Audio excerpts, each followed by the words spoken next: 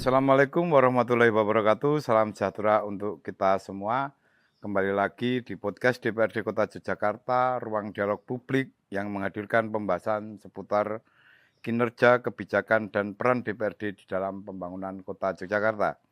Halo Sobat Jogja, selamat datang di podcast DPRD Kota Yogyakarta. Kali ini kita akan membahas topik yang sangat penting dan menarik, yaitu Badan Kehormatan dan Revitalisasi Kode Etik menjawab kritik publik terhadap DPRD.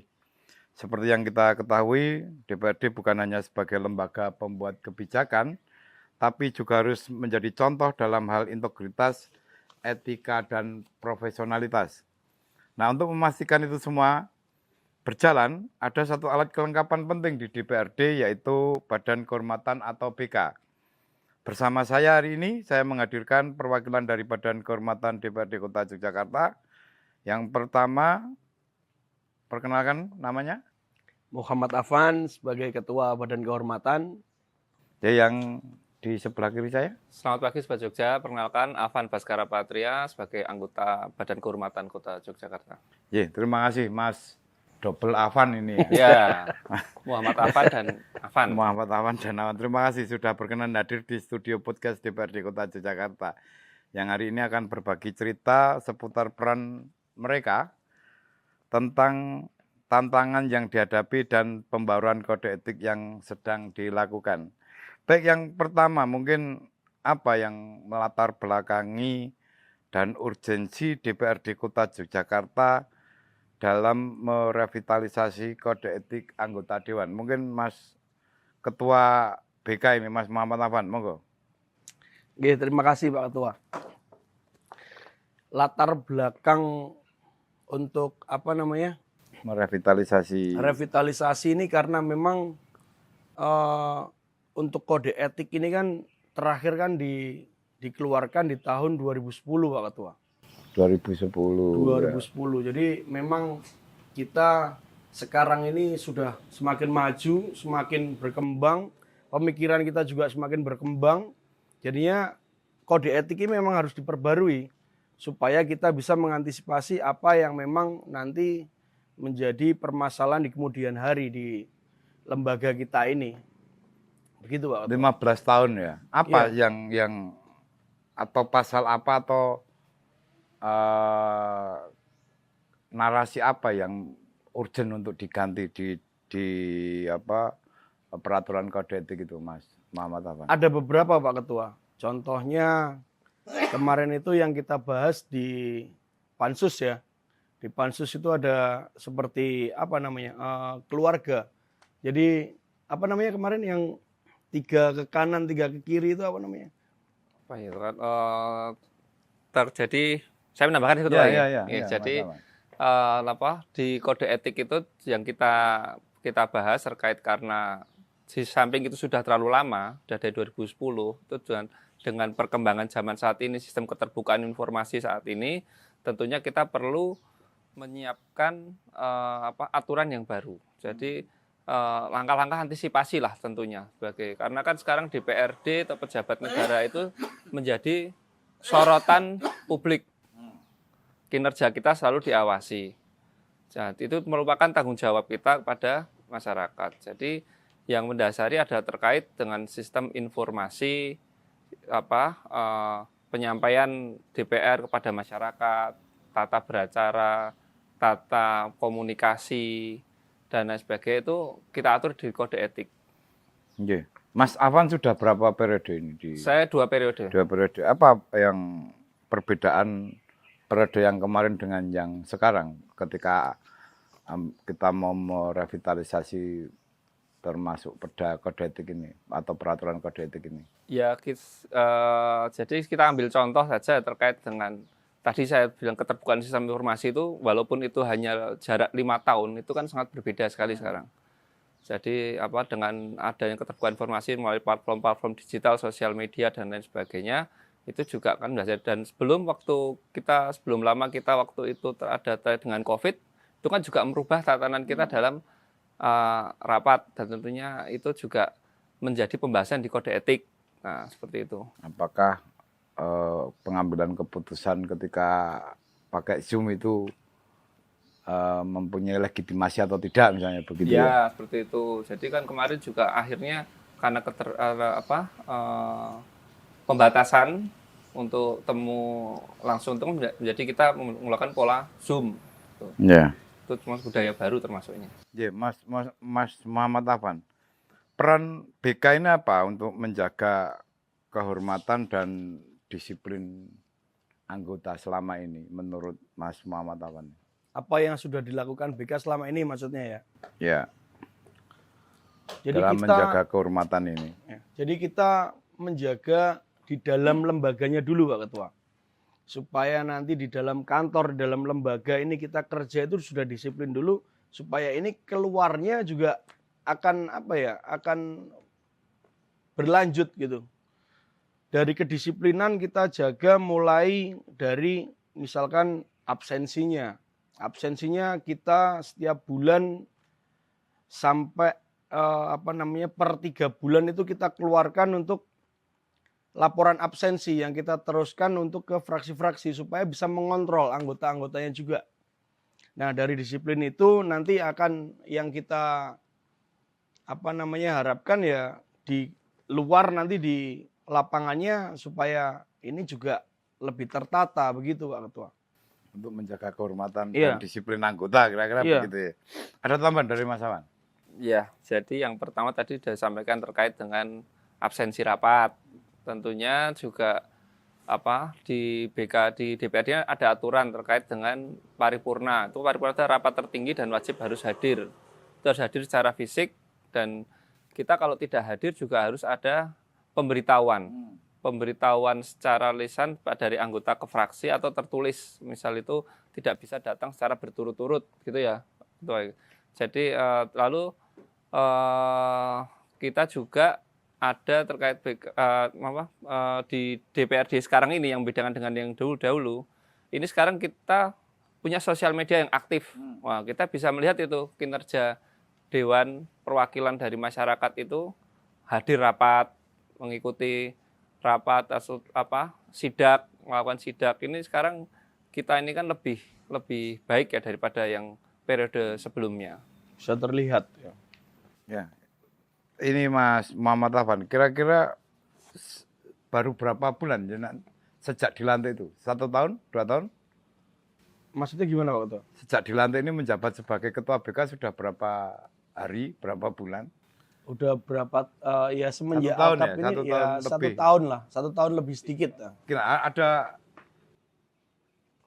yang pernah dilakukan Mas Ketua BK ini, misalnya sudah memperingati anggotanya terkait dengan kehormatan dan disiplin anggota ini sudah belum? Atau sudah pernah? Lancar-lancar saja, semua disiplin dan ya ada beberapa yang memang ya kurang disiplin ya di awal-awal. Memang waktu itu mungkin mungkin transisi antara periode yang lama dengan yang baru ya. Jadi memang ada yang kurang disiplin. Akhirnya ya kita panggil untuk klarifikasi, peringatan seperti itu. Tapi sekarang sudah jauh lebih baik, kira-kira begitu. Sudah disiplin semua sekarang. Ya, kembali Mas Afan ini. Ya. Kan ada pansus gitu ya. Di dalam penyusunan kode etik yang baru ini sejauh mana keterlibatan atau melibatkan publik atau eksternal di dalam penyusunan pansus ini supaya penyusunan kode etik ini menjadi lebih baik. Iya. Yang pertama tentu kita belajar aturan kode etik yang terbaru dari daerah lain ya. Satu itu, kedua kita melibatkan tim ahli yang mana untuk mengkaji terkait dengan kode etik itu. Dan tentunya ada partisipasi ahli di luar tim ahli itu seperti pakar hukum atau masyarakat juga. Nanti masyarakat itu juga kita tanyakan pengen dewan itu seperti apa gitu. Apakah dewan itu harus contohnya apa? Pengen dewan seperti apa? Ya, contoh dewan itu seperti apa? Apakah anggota dewan itu harus sering bertemu dengan masyarakat? Apakah harus sering mengikuti kegiatan di masyarakat? Atau aspirasi-aspirasi seperti apa? Karena ternyata setelah kita bertemu dengan masyarakat, banyak masyarakat itu belum tahu gimana cara menyalurkan aspirasinya ke anggota dewan seperti itu. Nunggu reses baru mungkin Nah, bisa. biasanya Itu nunggu ya. padahal di luar reses itu kan sudah bisa. Gimana menurut Mas Muhammad Afan ini, Mas Ketua BK ini?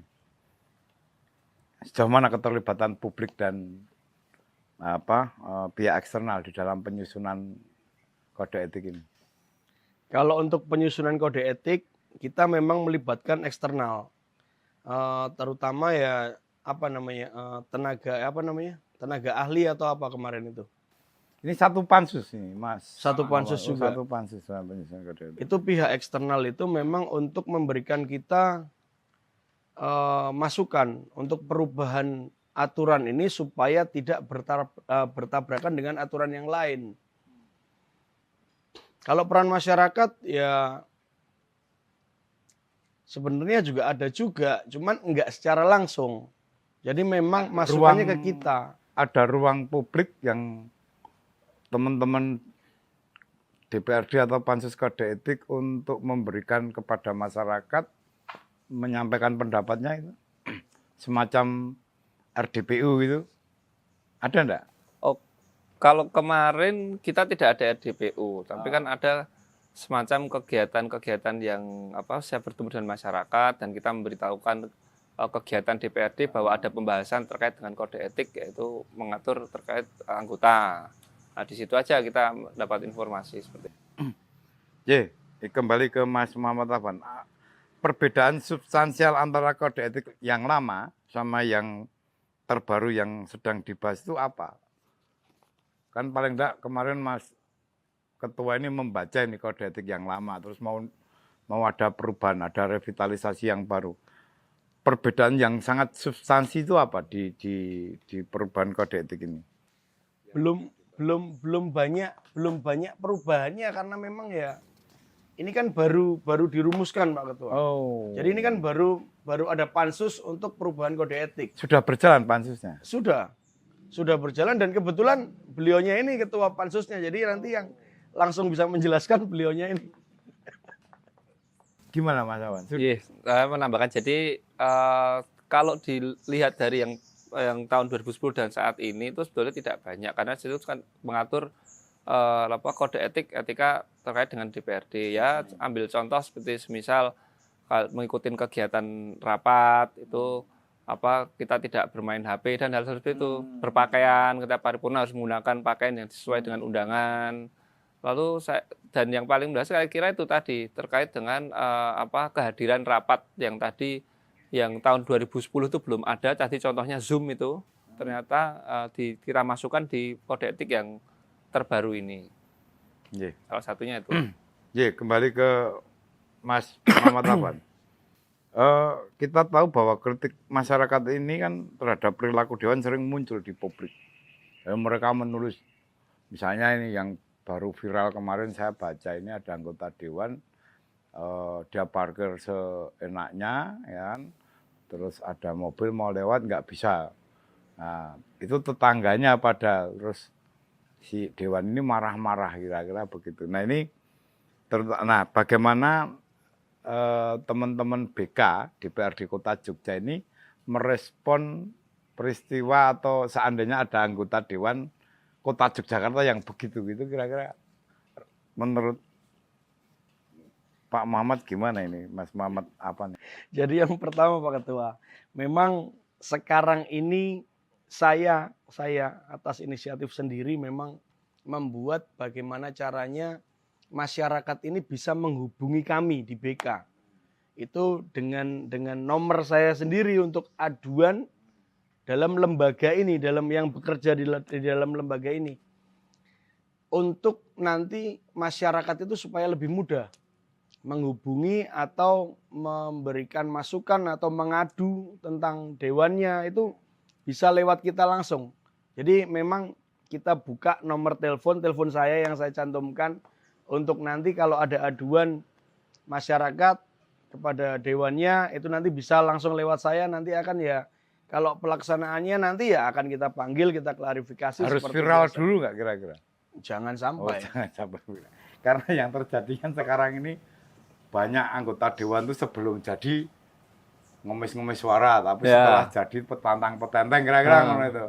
Nah terus ketika ada peristiwa begitu masyarakat merespon viral, baru nanti dewannya turun untuk baru bertindak. Ya, baru bertindak. Kira-kira kan tidak begitu ya? Enggak. Jadi kita Gimana, memang Mas? buka itu. Mas Awan menjelaskan gimana? Alhamdulillahnya di kota Jogja tidak pernah seperti itu. Oh, Pak. Itu kan daerah lain ya. Daerah lain. Alhamdulillah di kota Jogja tidak pernah. Dan semoga tidak pernah itu. Dan semoga tidak, kita santun-santun semua dewan kota itu. Jadi baik-baik semua dewan. Baik-baik semua. Kota. Jadi permasalahan-permasalahan yang biasa itu hanya sebatas di tingkat klarifikasi. Jadi misal kalau tidak masuk paripurna itu selama ini kenapa itu hanya sebatas klarifikasi dan clear, tidak ada masalah di kemudian. Yeah.